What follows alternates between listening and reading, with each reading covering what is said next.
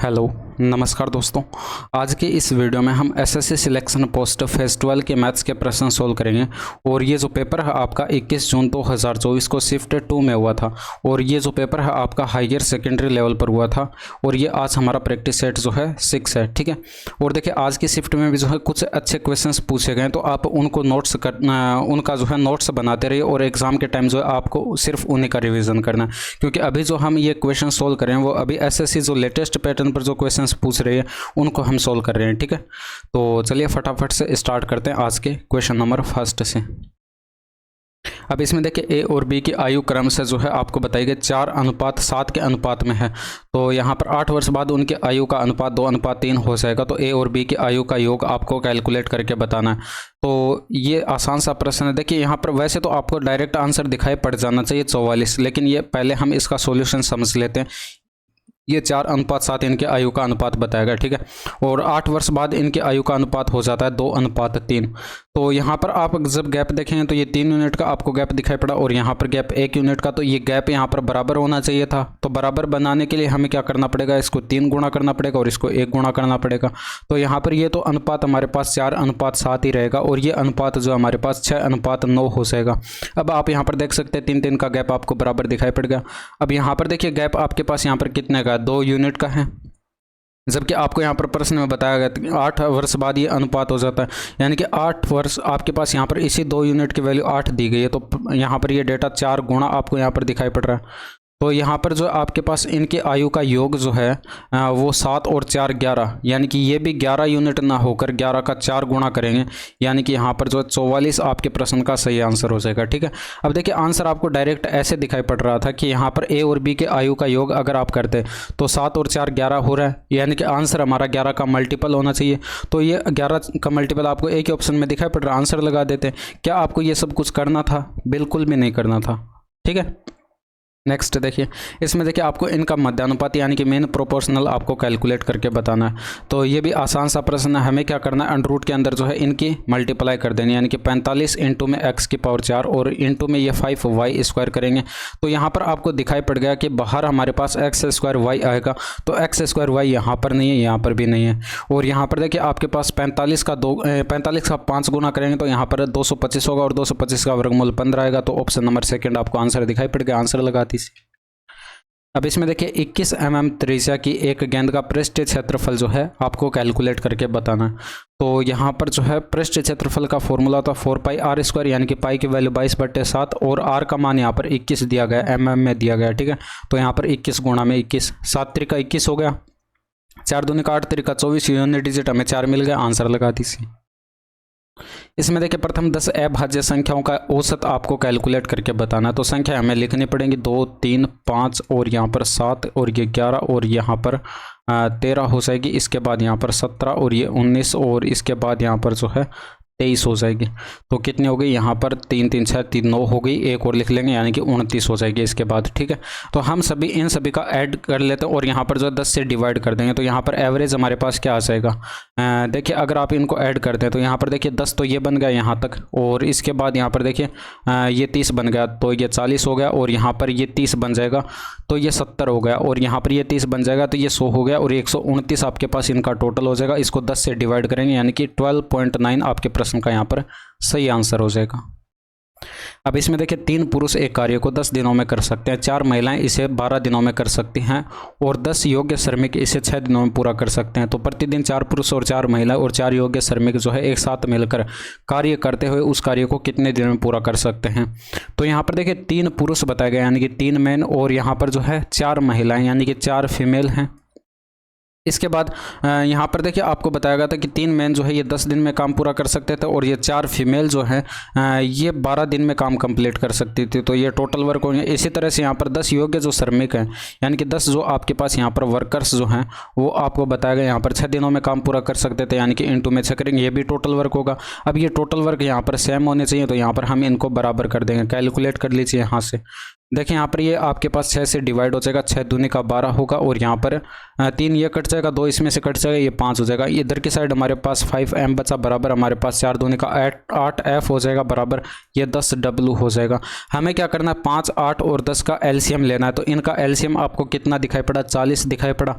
तो यहाँ पर मेन और फीमेल और यहाँ पर वर्कर्स की एफिशिएंसी का आप रेशियो बना सकते हैं। तो यहाँ पर देखिए आपको क्या करना है 5 का इस एलसीएम में डिवाइड करेंगे, 5 8 40 हो गया, 8 का डिवाइड करेंगे तो 8 5 40 हो गया, और 10 का डिवाइड करेंगे तो ये 4 यूनिट आपके पास इसकी एफिशिएंसी हो गई। आप किसी भी साइड से जो है टोटल वर्क कैलकुलेट कर सकते हैं। मैं यहाँ पर जो है वर्कर्स की एफिशिएंसी रख देता हूँ। यहाँ पर 4 यूनिट आई है तो 4 रखेंगे और इनटू में 6 करेंगे तो 240 यूनिट का हमारे पास वही है टोटल काम आ जाएगा। टोटल वर्क हमारे पास कितना का आ जाएगा 240 यूनिट का आ जाएगा। ठीक है, अब यहाँ पर हमें टाइम कैलकुलेट करके बताना है। तो टाइम क्या हो जाएगा हमारे पास T इक्वल टू जो है 240 यूनिट का काम करेंगे 4 पुरुष, यानी कि एक पुरुष की एफिशिएंसी हमारे पास 8 यूनिट है तो इनटू में 8 कर देंगे, प्लस 4 महिलाएं और एक महिला की एफिशिएंसी जो है हमारे पास 5 यूनिट है तो इनटू में 5 कर देंगे। इसी तरह से यहाँ पर 4 वर्कर्स हैं और यहाँ पर एक वर्कर्स की एफिशिएंसी 4 यूनिट है तो यहाँ पर जो है इनटू में 4 कर देंगे। तो 240 हो गया और बट्टे के अंदर ये देखिए 8 चौके 32 हो गया और 5 चौके 20 52 हो जाएगा, 4 चौके 16 ऐड करेंगे 68 हो जाएगा, 4 से डिवाइड करेंगे ऊपर 60 हो गया, 17 4 68 हो जाएगा, यानी कि 60/17 आपके प्रश्न का यहाँ पर करेक्ट आंसर हो जाएगा। अब इसमें देखिए निम्नलिखित में से किस संख्या से विभाजित, निम्नलिखित में से ये संख्या जो है किस से विभाजित है आपको चेक करना है। तो देखिए 5 तो हो नहीं सकता क्योंकि यूनिट डिजिट हमें 0 या 5 चाहिए।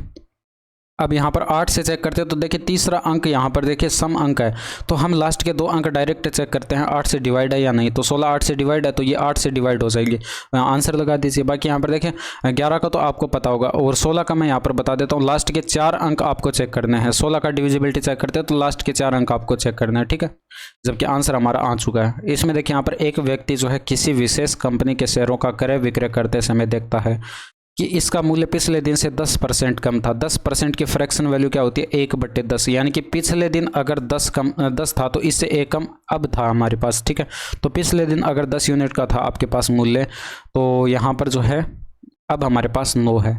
अगले दिन वृद्धि के प्रत्याशा में वह इसे अगले दिन के लिए रखता है लेकिन शेयर का मूल्य पिछले दिन की तुलना में 8% और कम हो जाता है, यानी कि इस 9 का भी आप 8% कैलकुलेट करेंगे तो 0.72 होगा।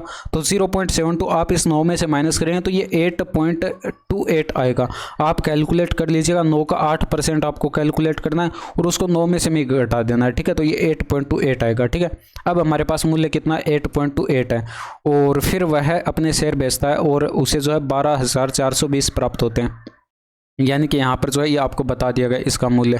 भाई यहाँ पर जो है 8.28 की वैल्यू भी आपको बताई गई है कितनी है 12,420। यदि उसने इसे पिछले दिन बेचा होता तो वह कितना बचा सकता था, यानी कि यहाँ पर अगर ये पिछले दिन बेचता तो यहाँ पर ये 0.72 बचा सकता था क्योंकि इससे इतना ज़्यादा है।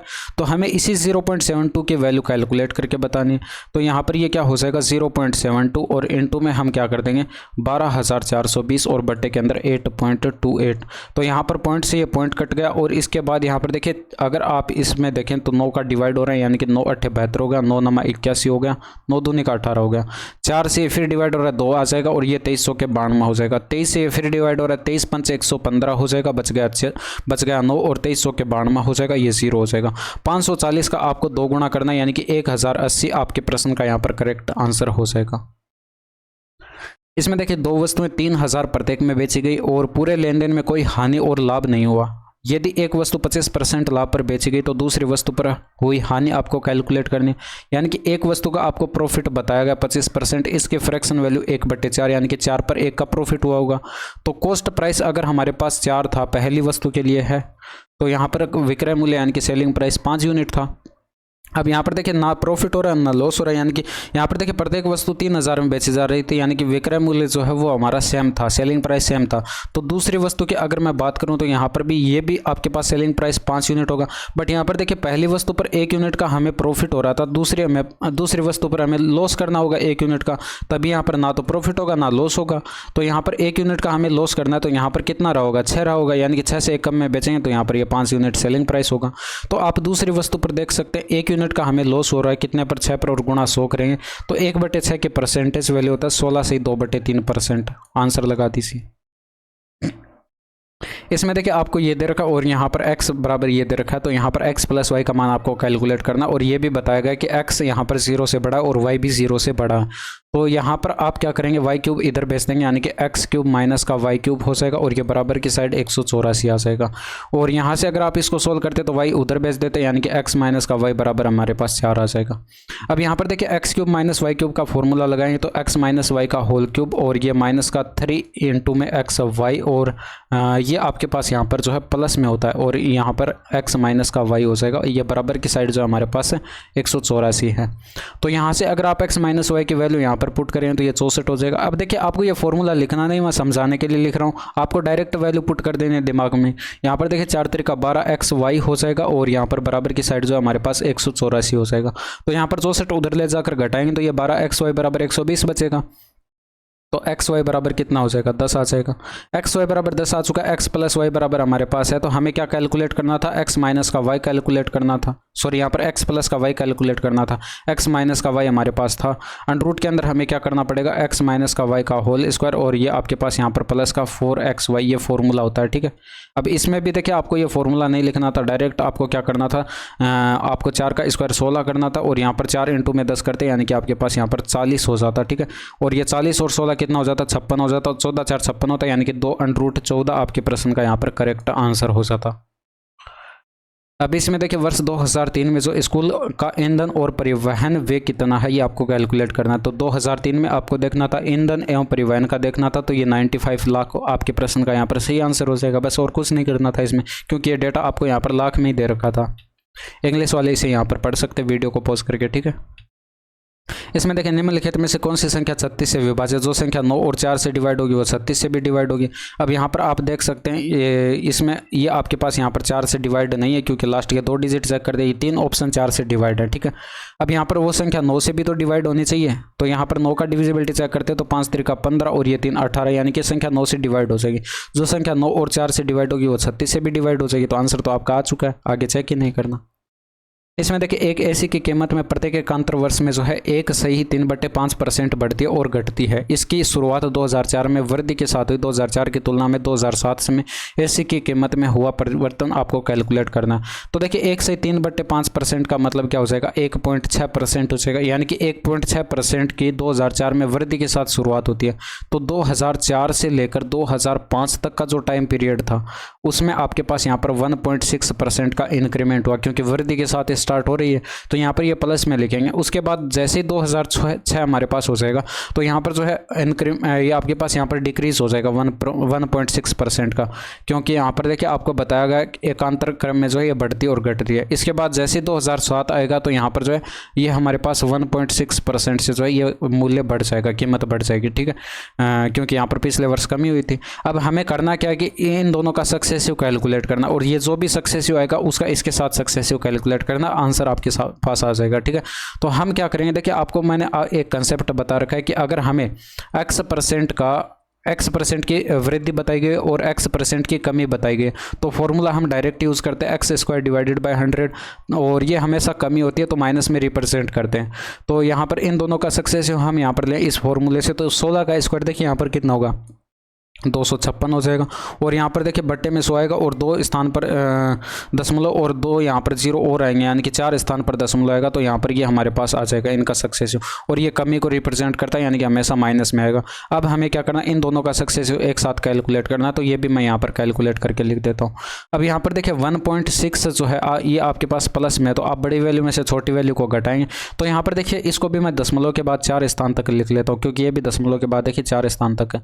तो यहाँ पर 3 0 और लगा लेता हूँ, और इसमें माइनस के 0.0256 हो जाएगा, और यहाँ पर जो है माइनस करेंगे ये 1.6 और इनटू में हो जाएगा हमारे पास 0.0256 और डिवाइडेड बाय 100। तो यहाँ पर आप देख सकते हैं 4 और 1 5 0 और बट्टे में आ जाएंगे, यानी कि 7 0 हो जाएंगे। ऊपर 16 की गुणा करा के हम 7 स्थान पर दशमलव लगाएंगे, और यहाँ पर ये माइनस करेंगे तो ये हमारे पास क्या बचेगा, देखिए यहाँ पर ये हमारे पास 4 बच गया, फिर यहाँ पर ये 4 बच जाएगा, 9 में से 5 गया, और यहाँ पर 9 में से 2 गया, 7 बच गया, और यहाँ पर ये 5 बच जाएगा 0.1। तो यहाँ पर आपको ये दिखाई पड़ेगा 1.5744, ये प्लस में आएगा। ठीक है, और इसमें से माइनस करना है हमें। 16 6 96 हो गया, हासिल आ जाएगी 9, और 16 85 और 9 89 हासिल आ जाएगी 8, 16 दूनी का 32 और 8 हो जाएगा 40। और हमें देखिए एक स्थान पर 7 स्थान पर दशमलव लगाना था, तो इसको मैं यहाँ पर डायरेक्ट लिख रहा हूँ, ये 40 और 96।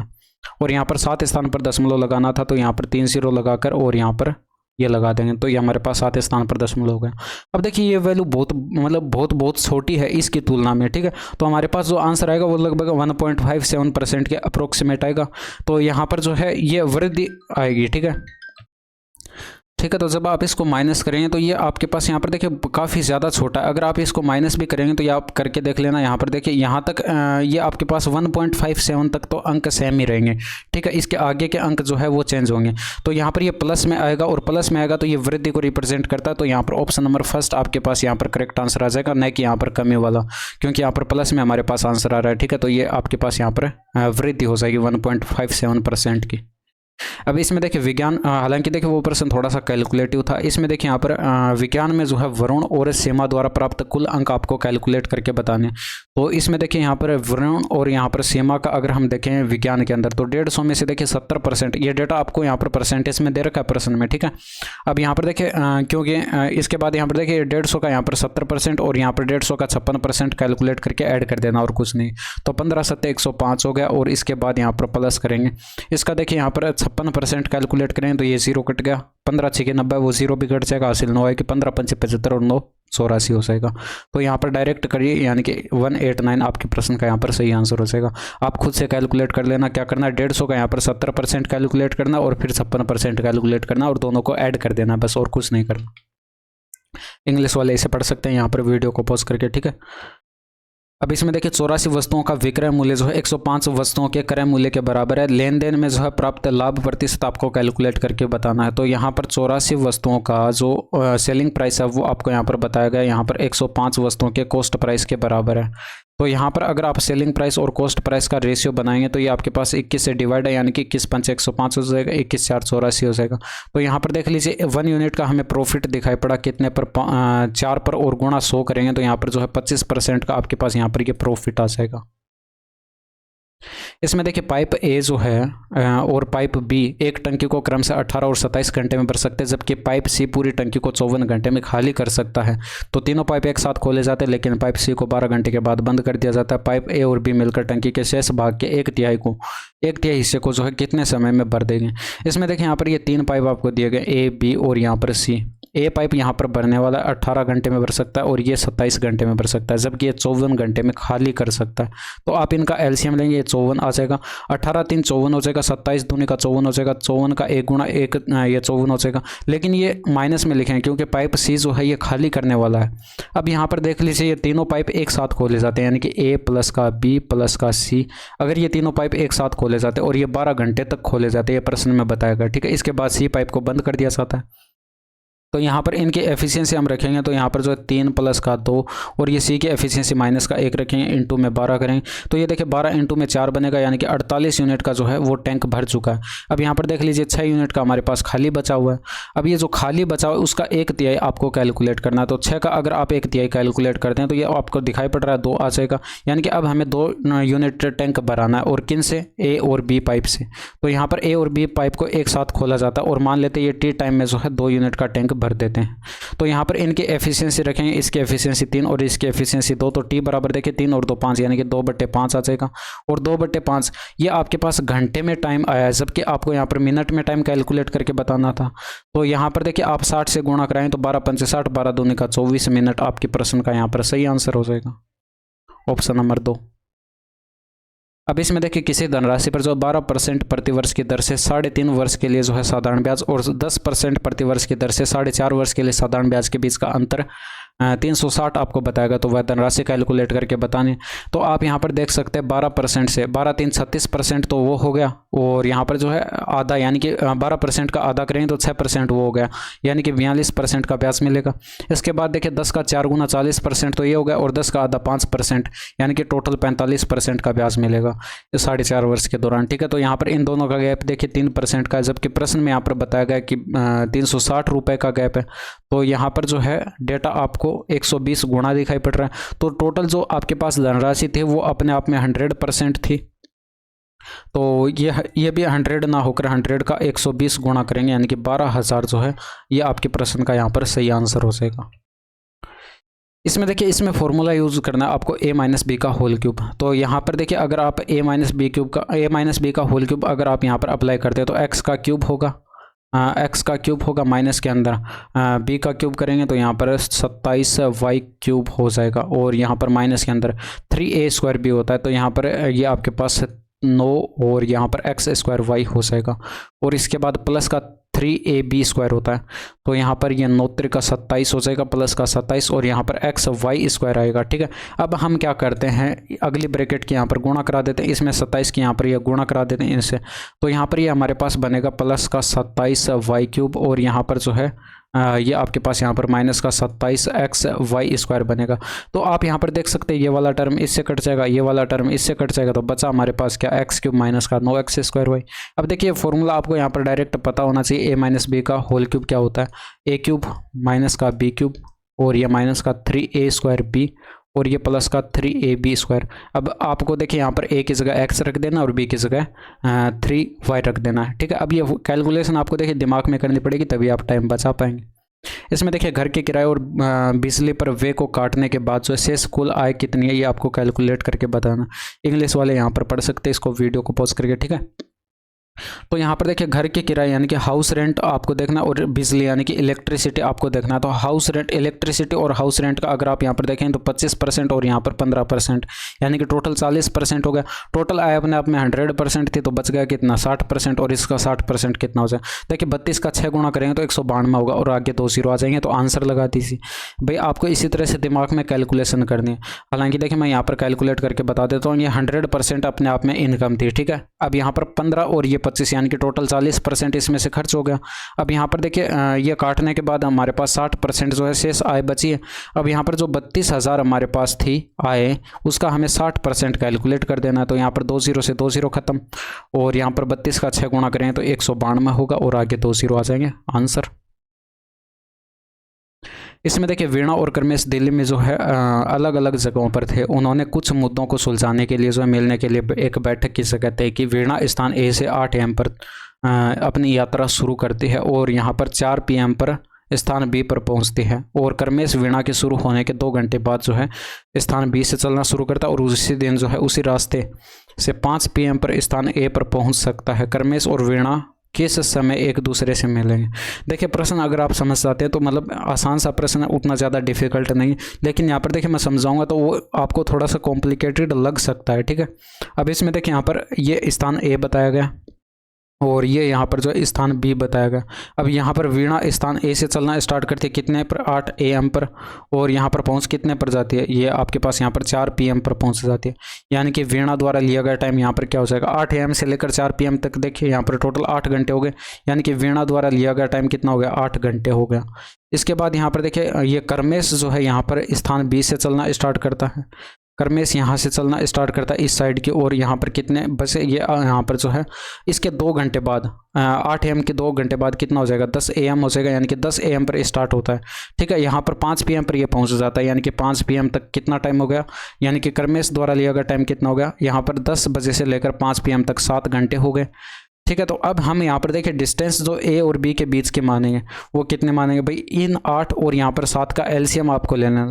हालांकि देखिए एक्स मान के भी आप कैलकुलेट कर सकते हैं डिस्टेंस, बट वो थोड़ा सा आपको और ज़्यादा कॉम्प्लिकेटेड लगेगा। बट यहाँ पर देखिए डिफिकल्ट तो वो भी नहीं होगा, अगर आप एक्स मान के भी कैलकुलेट करेंगे तो डिफिकल्ट वो भी नहीं होगा। आपको यहाँ पर क्या कर लेना, 8 और 7 का एलसीएम लेंगे 56, तो 56 किलोमीटर की ही आपको यहाँ पर डिस्टेंस मान लेनी है। ठीक है, अब यहाँ पर आप एक चीज़ देख सकते हैं, इसमें 2 घंटे बाद जो है यहाँ पर ये कर्मेश यहाँ से चलना स्टार्ट किया था, तो 2 घंटे के बाद यहाँ पर वीणा जो है कुछ ना कुछ डिस्टेंस कवर कर चुकी होगी। मान लेते हैं यहाँ पर ये 10 AM पर यहाँ पर आ चुकी है वीणा। ठीक है, अब यहाँ पर ये आ कितनी चुकी है, अगर हम वीणा के लिए स्पीड की बात करें तो इसकी स्पीड कितनी हो जाएगी, टोटल डिस्टेंस 56 किलोमीटर की डिस्टेंस 8 घंटे में कवर होगी। तो दूरी बटे आप समय करते हैं तो ये स्पीड इसकी कितनी आ जाएगी, 7 8 56, यानी कि 7 किलोमीटर पर आवर आपके पास यहाँ पर इसकी स्पीड आ जाएगी वीणा की। इसके बाद कर्मेश की स्पीड अगर हम कैलकुलेट करें तो इसकी स्पीड 56/7 करेंगे, यानी कि 8 किलोमीटर पर आवर आपके पास इसकी स्पीड आ जाएगी। ठीक है, अब यहाँ पर आप देख सकते हैं ये वीणा जो है यहाँ पर देखिए यहाँ से 2 घंटे के अंदर कितनी चल चुकी है भाई, 7 की स्पीड से 2 घंटे के अंदर 7 गुणा में 2, यानी कि यहाँ पर 14 किलोमीटर ये चल चुकी है। अब यहाँ पर टोटल 56 किलोमीटर की डिस्टेंस थी। अगर आप इसमें से माइनस कर देते हैं यहाँ पर ये 14 किलोमीटर, तो यहाँ पर जो शेष डिस्टेंस अब आपके पास बची है ये आपके पास यहाँ पर जो है 42 किलोमीटर की बची है। 42 किलोमीटर की डिस्टेंस बची है। अब वीणा देखिए यहाँ पर इस साइड जा रही है और करमेश इस साइड आ रहे हैं, करमेश इस साइड आ रहा है, तो दोनों विपरीत दिशा में चल रहे हैं और उनके बीच की दूरी 56 किलोमीटर है। तो खत्म सवाल। यहाँ पर देखिए इन दोनों के बीच की डिस्टेंस 56 किलोमीटर की कवर होगी इन दोनों की रिलेटिव स्पीड से। रिलेटिव स्पीड क्या हो जाएगी, क्योंकि विपरीत दिशा में चल रहे हैं तो ऐड करके हो जाएगी, यानी कि 15 किलोमीटर पर आवर की स्पीड से। तो ये टाइम हमारे पास आ जाएगा और यहाँ पर 4 से काटेंगे तो ये 3 से काट दी से 1 सेकेंड। यहाँ पर इन दोनों के बीच की दूरी हमारे पास शेष डिस्टेंस 42 किलोमीटर आई है ना। यहाँ पर ये 42 किलोमीटर की डिस्टेंस है, तो ये 42 रखें ऊपर, और यहाँ पर तो रिलेटिव स्पीड हमारे पास 15 किलोमीटर की हो जाएगी। तो 15 से इसको डिवाइड करेंगे। अब देखिए 3 से काट देंगे इसको, यहाँ पर 14 3 42 हो जाएगा और यहाँ पर 3 से काटेंगे तो ये 5 हो जाएगा। ठीक है, तो यहाँ पर जो है आपके पास ये 2 घंटे हो जाएगा। अगर आप इसमें डिवाइड करें तो 4/5 आएगा, गुणा 60 करेंगे तो यहाँ पर ये 12 4 48 मिनट हो जाएगा। तो 2 घंटे 48 मिनट का जो है इनको टाइम लगेगा, यानी कि इतने टाइम बाद जो है ये एक दूसरे से मिलेंगे। अब यहाँ पर देखिए ये टाइम क्या हो रखा होगा, यहाँ पर देखिए ये टाइम हमारे पास 10 AM का था, यानी कि 10 AM पर ये यहाँ से चलना स्टार्ट किए थे, यहाँ से चलना स्टार्ट किए थे 10 AM। उसके यहाँ पर 2 घंटे 48 मिनट बाद ये एक दूसरे से मिलेंगे। तो यहाँ पर 10 बजे के 2 घंटे 48 मिनट बाद जो टाइम आपका होगा 12:48 PM का टाइम होगा, यानी कि इस टाइम पर ये दोनों एक दूसरे से मिलेंगे। ठीक है, तो ये था आपका क्वेश्चन। इसमें देखिए यहाँ पर राशि ने जो 50 किलोमीटर पर आवर की औसत चाल से 400 किलोमीटर की दूरी तय की और वह प्रथम अंतराल में पहली आधी दूरी 2 घंटे में तय करती है, जबकि वह द्वितीय अंतराल की दूरी जो है दूरी को प्रथम अंतराल की आधी चाल से 1 घंटे में तय करती है। तो शेष दूरी की चाल आपको कैलकुलेट करके बतानी है। तो आप यहाँ पर देख सकते हैं, यहाँ पर प्रथम यानी कि फर्स्ट जो लेग आपके पास यहाँ पर था उसके अंदर 400 किलोमीटर में से अगर आप आधा करें, इसका आधा करें तो 200 किलोमीटर की डिस्टेंस जो है ये 2 घंटे में कवर करती है, यानी कि आप 2 से डिवाइड करेंगे तो स्पीड कितनी आ जाएगी 100 किलोमीटर पर आवर की आ जाएगी। अब दूसरे आपके पास यहाँ पर अंतराल है, यानी कि दूसरा जो अंतराल है आपके पास उसके अंदर क्या होता है कि ये इसकी आधी स्पीड से, यानी कि इसकी आधी स्पीड क्या हो जाएगी 50 किलोमीटर पर आवर। अब ये 50 किलोमीटर पर आवर से 1 घंटे में कवर करती है, तो यहाँ पर ये डिस्टेंस क्या हो जाएगी 50 × में 1 करेंगे, यानी कि 50 किलोमीटर की डिस्टेंस यहाँ पर कवर हो जाएगी। आप यहाँ पर देख सकते हैं 200 किलोमीटर की डिस्टेंस तो यहाँ पर कवर हो चुकी थी और 50 किलोमीटर की यहाँ पर टोटल डिस्टेंस 250 किलोमीटर की कवर हो चुकी थी। तो 400 में से आप 250 माइनस करेंगे, यानी कि अब जो डिस्टेंस बची है वो 150 किलोमीटर की बची है। ठीक है, तो ये 150 किलोमीटर की डिस्टेंस कितने टाइम में कवर होनी चाहिए। एक चीज़ आप यहाँ पर देख सकते हैं, एवरेज स्पीड आपको बताई गई थी, तो यहाँ पर जो है आप इसमें 400 में अगर 50 का डिवाइड करते तो 8 घंटे आपके पास आता, यानी कि टोटल टाइम इसको 8 घंटे लगना चाहिए था। इसमें से 2 घंटे ये यहाँ पर चल चुके और 1 घंटे यहाँ पर चल चुके, तो 3 घंटे यहाँ पर चल चुके। तो 8 में से अगर 3 घटाएं तो 5 घंटे आपके पास बचेगा। ठीक है, तो अब ये जो शेष डिस्टेंस आपके पास यहाँ पर 150 किलोमीटर की जो बची थी आपके पास यहाँ पर, ये 150 किलोमीटर की डिस्टेंस इसको 5 घंटे में कवर करनी पड़ेगी। तो 30 किलोमीटर पर आवर जो है यहाँ पर ये इसकी स्पीड होनी चाहिए शेष दूरी में। ठीक है, तो यहाँ पर ये आपके पास यहाँ पर करेक्ट आंसर आ जाएगा। तो यहाँ पर हो सकता है समझने में आपको थोड़ा सा कॉम्प्लिकेटेड लगे, बाकी यहाँ पर ये आसान सा प्रश्न है, पढ़ते ही आपके पास यहाँ पर क्वेश्चंस पढ़ते ही आपके दिमाग में ये सारी चीज़ें जो है आ जानी चाहिए थी। ठीक है, अब इसमें देखिए एक मशीन पर जो है 2,56,000 के अंकित मूल्य पर 12% की व्यापारिक छूट है और लेकिन नकद छूट देने के बाद मशीन को 2,05,000 में बेचा जाता है और यह नकद छूट कितनी है।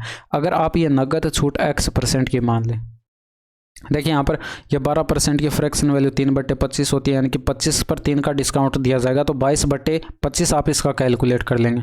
2,56,000 जो अंकित मूल्य दे रखा था उसका आप यहाँ पर 22/25 कैलकुलेट कर लेंगे। और इसके बाद देखिए X% की नगद छूट दी जाती है, यानी कि 100 माइनस का आप X करेंगे और परसेंटेज के लिए डिवाइड करेंगे 100 से, ये आपके पास विक्रय मूल्य आ जाएगा। जबकि प्रश्न में यहाँ पर ये बता रखा है 2,05,000, तो कैलकुलेट कर दीजिए। यहाँ पर देखिए 2 0 से, तो यहाँ पर ये 2 0 खत्म, 1 0 से 1 0 ये खत्म।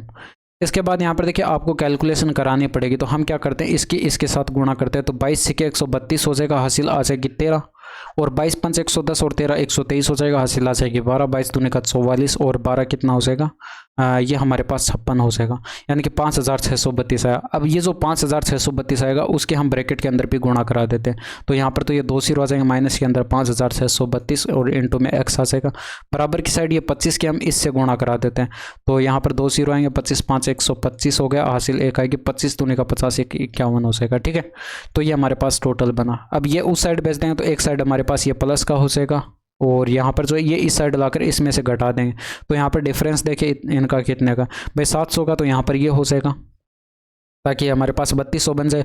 और इसके बाद यहाँ पर देखिए 50,000 आपको 700 का गैप दिखाई पड़ रहा है, यहाँ पर देखिए 50,000 का आपको गैप दिखाई पड़ रहा है, तो यहाँ पर जो है 50,700 का गैप आपको दिखाई पड़ा।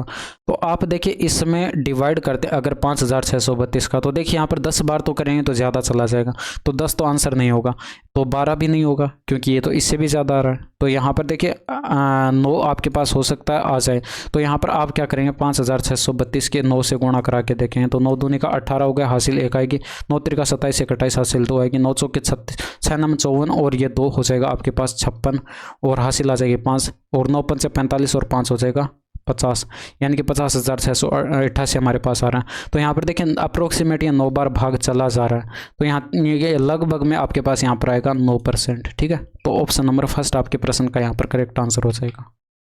अब इसमें देखिए एक समांतर चतुर्भुज आपको दे रखा है ABCD में, यदि शीर्ष क्रम से हैं और यहाँ पर इसी क्रम में है, तो यहाँ पर विकर्ण AC और BD जो है बिंदु O पर प्रतिशत करते हैं, तो निम्नलिखित में से जो है कौन सा सदैव सही नहीं होगा, ये आपको कैलकुलेट करके बताना।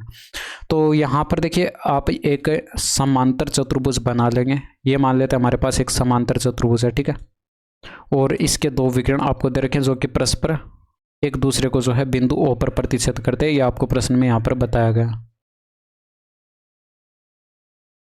ठीक है, यहाँ पर ये आपके पास A B और यहाँ पर ये C और ये D समांतर चतुर्भुज है और इसके विकर्ण जो है O पर प्रतिच्छेद करते हैं। अब यहाँ पर देखिए ऑप्शन नंबर फर्स्ट के अंदर देखिए यहाँ पर ट्रायंगल ABC जो है वो आपको बताया गया ट्रायंगल ADC के सर्वांगसम है, तो यहाँ पर ABC वाला ट्रायंगल यानी कि ये वाला पूरा ट्रायंगल ABC और यहाँ पर ADC ट्रायंगल के इस वाले ट्रायंगल के सर्वांगसम बताएगा, तो चेक कर लेते हैं।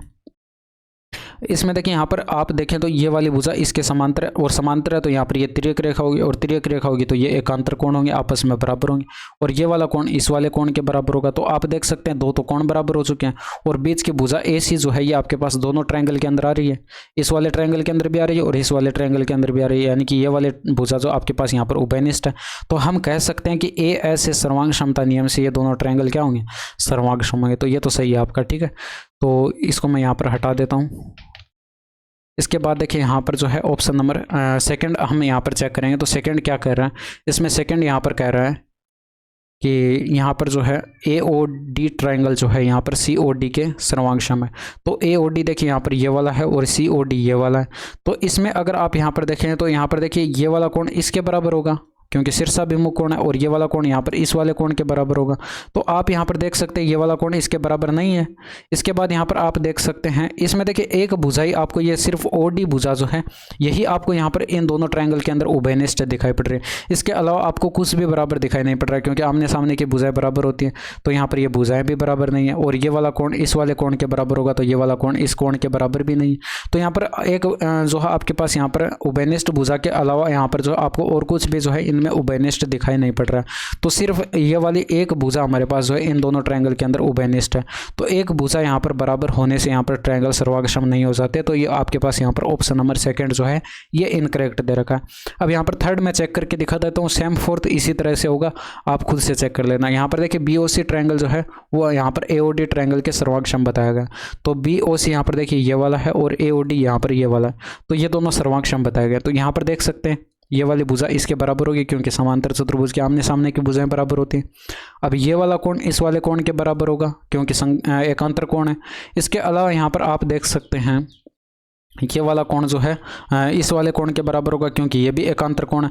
तो आप देख सकते हैं 2 तो कोण बराबर है और उनके बीच की भुजा बराबर है। तो यहाँ पर भी ऐसे सर्वांग क्षमता नियम से ये वाले दोनों ट्रायंगल क्या होंगे, सर्वांगसम हो जाएंगे। तो यहाँ पर तो देखिए आप और भी कंसेप्ट लगा सकते हैं। क्या लगा सकते हैं यहाँ पर देखिए अगर आप इसमें देखें तो यहाँ पर जो है आपके पास ये क्या थे, शीर्षाभिमुख कोण थे, ये वाला कोण इसके बराबर था। तो आप देख सकते हैं ये वाला कोण जो है इस वाले कोण के बराबर था।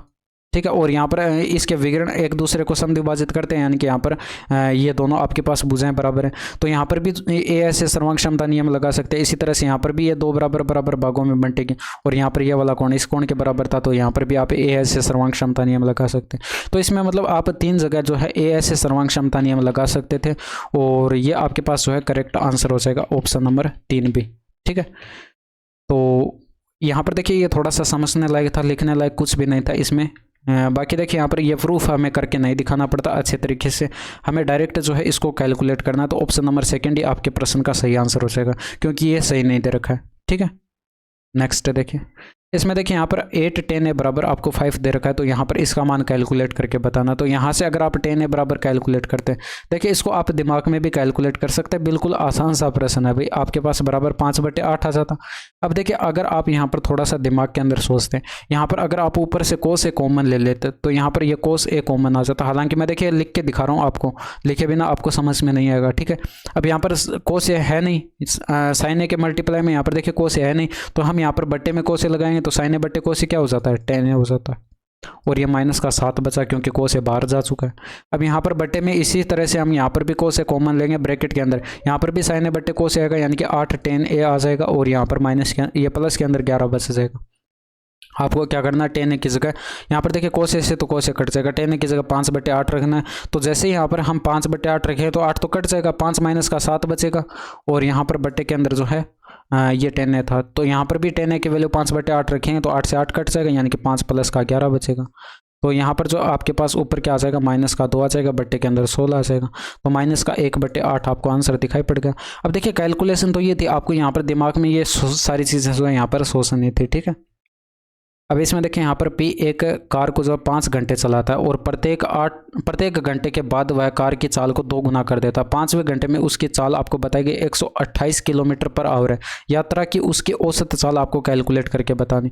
तो पहले घंटे के अंदर हम उसकी चाल x किलोमीटर पर आवर मान ले, तो दूसरे घंटे में इसका 2 गुना यानी कि 2x हो जाएगा, तीसरे घंटे में इसका 2 गुना यानी कि 4x हो जाएगा, चौथे घंटे में इसका 2 गुना यानी कि 8x हो जाएगा, 5वें घंटे में इसका 2 गुना यानी कि 16x हो जाएगा। इस तरह से हमारे पास ये 5वें घंटे में स्पीड जो होगी वो ये होगी, जबकि 5वें घंटे में आपको प्रश्न में बताई गई 128 किलोमीटर पर आवर।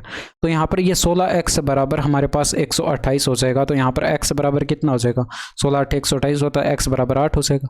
तो हमारे पास ये स्पीड जो है ये कितनी हो जाएगी, 8 हो जाएगी, 8 दूनी का 16, 8 चौके 32 हो जाएगी। x का मान हम यहाँ पर रख रहे हैं, और 8 8 64, और यहाँ पर ये 16 8 128 किलोमीटर पर आवर में जो है ये सारी की सारी आपके पास स्पीड हो जाएगी। तो किलोमीटर पर आवर का मतलब क्या होता है, यहाँ पर 1 घंटे के अंदर 6 किलोमीटर की डिस्टेंस, अगले 1 घंटे के अंदर 16 किलोमीटर की, फिर उससे अगले 1 घंटे के अंदर 32 किलोमीटर, फिर 64, फिर 128। इस तरह से आपके पास जो है स्पीड होंगी। ठीक है, यहाँ पर ये डिस्टेंस आपके पास कवर की गई हो जाएंगे 1 घंटे के दौरान। तो आप यहाँ पर करेंगे total distance upon total time, तो यहाँ पर एवरेज स्पीड जो है ये आपके पास आ जाएगी। तो यहाँ पर टोटल डिस्टेंस करिए, आपके पास कितना हो जाएगा, देखिए 16 और यहाँ पर ये 64 कितना हो जाएगा, 80 हो जाएगा, और इसके बाद यहाँ पर ये 40 ऐड करें इसमें, तो ये 120 हो जाएगा, और ये 128 यानी कि 248 आपके पास ये टोटल बना। और इसमें देखिए 5 घंटे थे, तो 5 घंटे का इसमें डिवाइड करेंगे, 5 चौके 20 हो जाएगा, 9 पंचे 45 आ जाएगा, 49 आपको एक ही ऑप्शन में दिखाई पड़ रहा है, 0.6 आपके पास यहाँ पर एवरेज आ जाएगा। ठीक है, इसमें देखिए यहाँ पर ट्रायंगल ABC के अंदर O वाले एक वृत्त में अंकित है, और यहाँ पर यदि आपको भुजाएं बताई गई AB और BC और यहाँ पर AC हैं, तो त्रिभुज के परित्रिज्या यानी कि सर्क्यूम रेडियस आपको कैलकुलेट करके बतानी है। तो यहाँ पर देख लीजिए, आपके पास सबसे पहले हम चेक करेंगे ये जो भुजाएं दे रखी हैं ट्रायंगल की, क्या ये समकोण त्रिभुज की भुजाएं हैं। तो यहाँ पर पाइथागोरस थ्योरम अप्लाई होनी चाहिए। तो सबसे बड़ी भुजा क्या होती है, हाइपोटेनस होती है, यानी कि जो शेष 2 भुजाएं 35 का स्क्वायर और प्लस का 12 का स्क्वायर, ये बराबर किसके होना चाहिए, 37 के स्क्वायर के बराबर होना चाहिए। तो हम यहाँ पर इस साइड से ये कैलकुलेट करके देखते हैं। तो यहाँ पर 35 का स्क्वायर 1225 होता है, ये आपको पता है, और यहाँ पर 12 का स्क्वायर 144 हो जाएगा। इसमें ऐड कराते हैं तो ये हमारे पास क्या बन जाएगा भाई, 1369 आपके पास यहाँ पर ये बन रहा है। तो यहाँ पर देखिए ये 37 का स्क्वायर होता है भैया, बराबर 37 का स्क्वायर होता है, तो ये बराबर हमारे पास आ रहा है। तो बराबर हमारे पास आ रहा है, इसका मतलब ये आपके पास समकोण त्रिभुज की भुजाएं हैं। अब देखिए यहाँ पर ये डायग्राम बनाने की आवश्यकता भी नहीं है, आप डायरेक्ट 37 का आधा करते तो आपको यहाँ पर आंसर दिखाई पड़ जाता। ठीक है, बट यहाँ पर ये बनेगा कैसे वो मैं आपको यहाँ पर बता देता। ये कुछ इस तरह से यहाँ पर ये वृत्त दे रखा है, और इसके अंदर जो है एक समकोण त्रिभुज बनेगा। ये आपके पास यहाँ पर हाइपोटेनस हो जाएगा, और यहाँ पर जो है परपेंडिकुलर, और यहाँ पर बेस आपके पास कुछ इस तरह से हो जाएंगे। ठीक है। और यहाँ पर ये 90 डिग्री का कोण बनेगा क्योंकि ये समकोण त्रिभुज के भुज हैं। अब यहाँ पर देखिए हाइपोटेनस आपके पास यहाँ पर 37 सेंटीमीटर होगा, ठीक है, 37 सेंटीमीटर। तो आपको यहाँ पर सर्क्यूम रेडियस यानी कि आपको कैपिटल आर कैलकुलेट करके बताना। तो ये कैपिटल आर आपके पास यहाँ पर कितना हो जाएगा भाई, 37 का आधा कर देंगे, 37 का आधा कर देंगे तो ये आपके पास यहाँ पर 18.5 जो है सेंटीमीटर में आपके पास यहाँ पर इसके सर्क्यूम रेडियस यानी कि परित्रिज्या आपके पास कैलकुलेट होकर आ जाएगी, ठीक है।